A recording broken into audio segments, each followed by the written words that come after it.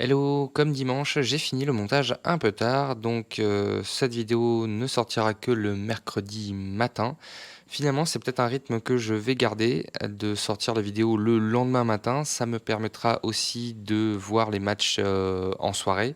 Ça serait dommage de passer à côté sous prétexte de vouloir sortir la vidéo à tout prix à 20h, 20h30. Donc je pense que je vais garder ce rythme-là. Je regarde le match en journée, le soir, j'écris, je tourne et je monte les vidéos, et vous les aurez le lendemain entre 9h et 10h. Je vous souhaite un bon visionnage pour l'émission numéro 3.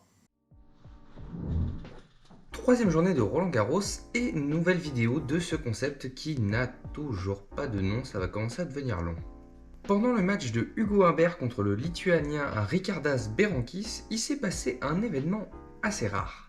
Au milieu du deuxième set, les deux joueurs se battent pour gagner chacun leur jeu de service, ils sont au coude à coude, 4 partout, service Hugo Humbert, 0,30. Le Français fait un bon premier service côté extérieur. Son adversaire renvoie plein centre, Hugo joue dans l'espace libre, pendant que son adversaire essaie de retourner, la balle qui était restée dans la poche d'Hugo tombe et roule sur le terrain. Cet événement, même s'il est rare, il est prévu dans les règlements. Si c'est la première fois, on rejoue le point. Si c'est la deuxième fois ou plus, le joueur qui fait tomber la balle perd tout simplement le point. Mais ce qui m'a fait réagir, c'est plutôt le commentateur qui à ce moment-là dit « J'ai déjà vu des arbitres laisser le cours du jeu et à la limite mettre le point à l'adversaire. » Moi j'aimerais bien savoir où il a vu ça du coup. Ce simple commentaire m'a rappelé à quel point notre sport préféré était complexe, avec beaucoup de règles et énormément de cas particuliers. Les règles du jeu font 16 pages, plus 9 pages d'annexes, et les règlements sportifs de la Fédé en font 110. Oui, le règlement prévoit même le cas de figure où la balle toucherait un oiseau en plein vol. Le sujet du jour sera donc la connaissance des règles du jeu. Parce qu'on voit régulièrement des joueurs amateurs qui les connaissent mal ces règles. Et on aurait du mal à leur en vouloir. J'ai beau être juge-arbitre, je ne connais pas toutes les règles par cœur et certains points sont encore flous. Je vous poserai mes questions sur le règlement directement en commentaire. On sait jamais s'il y a quelqu'un pour m'éclairer. Et certains joueurs annoncent parfois des règles fausses ou qui n'existent tout simplement pas. C'est presque jamais par mauvaise foi, c'est plutôt par habitude ou parce qu'ils ont appris comme ça.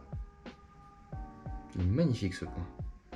Une fois, un joueur m'a annoncé que je devais jouer ma deuxième balle de service parce que j'avais fait 3 lettres d'affilée. Ouais, j'avais pas de bol ce jour-là. Pour lui, 3 lettres égale une faute de service. Coucou David si tu regardes cette vidéo. Mon conseil du jour, il est simple. Connaissez le mieux possible les règles du tennis. Et ce pour 2 raisons. 1, vous aurez l'ascendant psychologique sur votre adversaire. Et 2, en cas de désaccord, vous serez beaucoup moins déstabilisé. Pour info, comme mon adversaire m'a annoncé 3 lettres égale faute, je ne connaissais pas cette règle. Mon adversaire était de bonne foi, tout se passait bien sur le court. Alors j'ai joué une deuxième balle de service. Mais vu que j'ai quand même trouvé ça bizarre, j'étais tendu sur ma deuxième balle et j'ai fini par faire une double faute.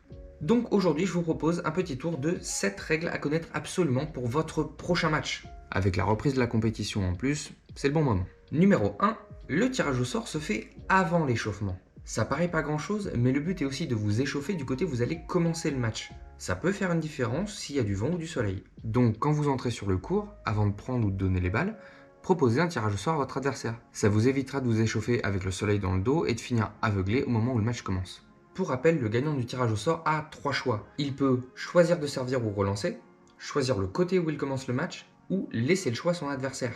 Ah, et n'hésitez pas à proposer le tirage au sort avec un classique pile ou face. Ça évitera à votre adversaire de faire un petit demi-tour en plus alors que vous lui avez annoncé stop. Numéro 2, le temps d'échauffement. La durée de l'échauffement sur le court, c'est 5 minutes. Pas plus. Ouais mais Romain, nous on n'est pas des joueurs pros, eux ils s'échauffent longtemps sur des cours annexes avant de jouer. Sachez que vous n'avez pas besoin d'un cours pour commencer à vous échauffer, vous pouvez tout à fait commencer à déverrouiller vos articulations avant de prendre la raquette. C'est d'ailleurs ce que je vous conseille. En arrivant déjà chaud sur le court, vous pourrez plus facilement dicter le rythme de l'échauffement. Vous faites 1 ou 2 minutes en fond de court, puis vous montez rapidement au filet pour faire quelques volées.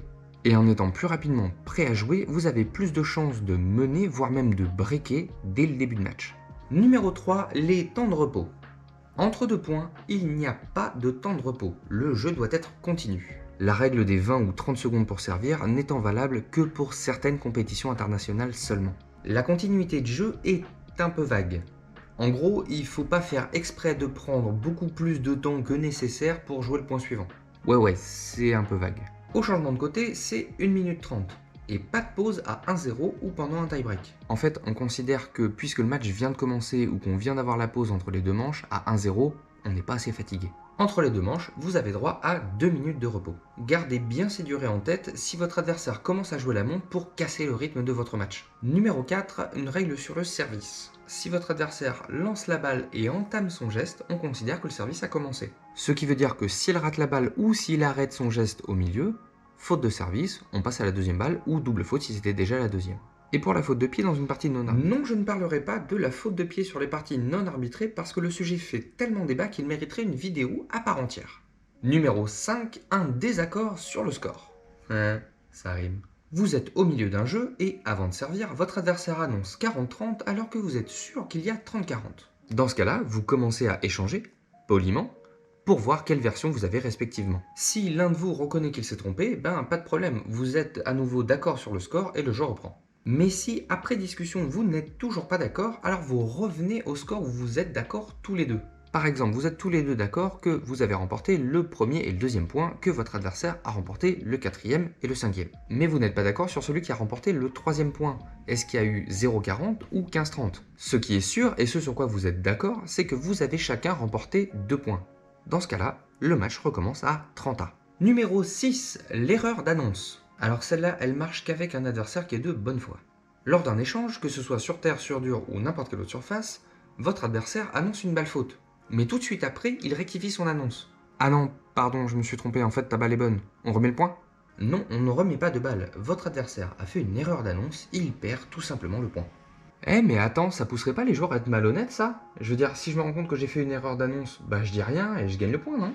C'est pour ça que cette règle ne s'applique qu'avec un adversaire de bonne foi, mais on n'est pas là pour discuter des joueurs qui ne respectent pas les valeurs du sport. Numéro 7 est le dernier de cette vidéo, l'anti-vibrateur. Celui-là, il est bonus. L'anti-vibrateur doit être placé en dehors de la surface où les cordes s'entrecroisent. Là c'est bon, et là c'est pas bon. Ah, et si ça vous fait plaisir, vous avez tout à fait le droit de mettre plusieurs anti-vibrateurs sur une seule raquette. Tous ces points sont écrits noir sur blanc sur les différents documents de règlement de la Fédé. Mais attention cependant, en voulant faire respecter à la lettre le règlement, veillez à ne pas devenir le connard de service, celui qui vient pour jouer le domaine comme on dit. Une grande connaissance des règles implique une grande maîtrise de soi. Faites attention à toujours privilégier la bonne entente sur le court, on n'est pas là pour se prendre la tête. Et si vraiment vous n'êtes pas d'accord, appelez le juge arbitre, il est là pour ça. Voilà, c'est tout pour ce numéro 3, cette vidéo était un peu plus longue que prévu, mais une piqûre de rappel, ça fait jamais de mal. Quant à moi, je vous donne rendez-vous demain pour une nouvelle vidéo de ce format.